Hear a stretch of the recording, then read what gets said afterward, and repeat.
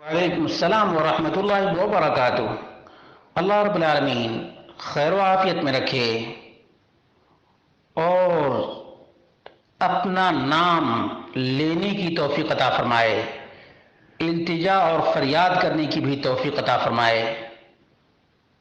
مومن آدمی ایاک نعبد و ایاک نستعین ہر نماز میں دہراتا ہے، اللہ تجھی سے کرم کی بھیک مانگتے ہیں۔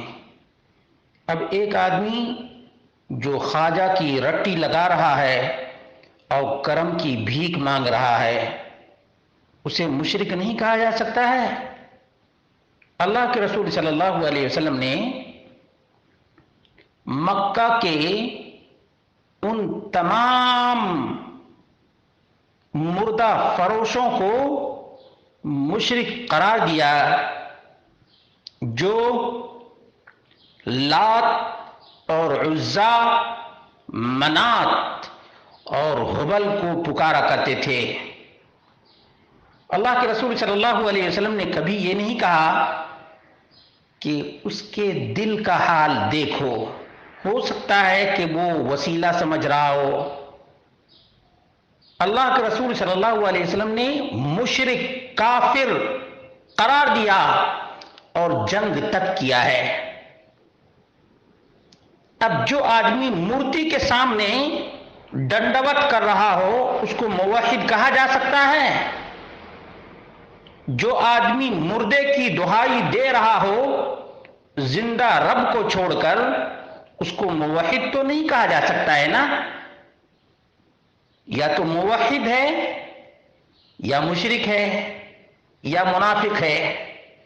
موحد تو صرف وہی ہوتا ہے جو الہ واحد کی دہائی دیتا ہے، اللہ اکبر کی صدائیں بلند کرتا ہے۔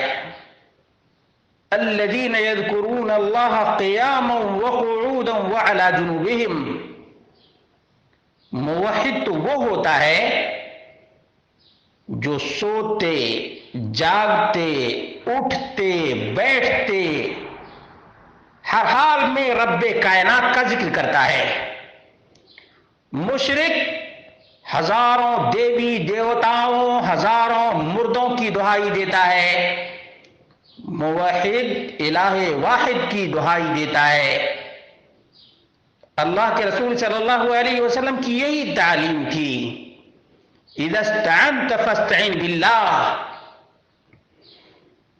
مدد رب کائنات ہی سے مانگو۔ وَإِذَا سَأَلْتَ فَاسْأَلِ اللَّهِ، جب بھیک مانگو تو رب کائنات ہی سے مانگو۔ یہ تعلیم نبی مکرم صلی اللہ علیہ وسلم کی تھی۔ صحابہ کرام جنگ میں جان آفری کے حوالے کرتے ہوئے بھی هو اللہ احد کہتے تھے، منہ کے بل گر کر هو اللہ احد کہتے تھے۔ مسلمان کی پہچان ہے ہر حال میں رب کائنات کی دہائی دینا، التجا اور فریاد کرنا۔ مردے کے پرستار کو،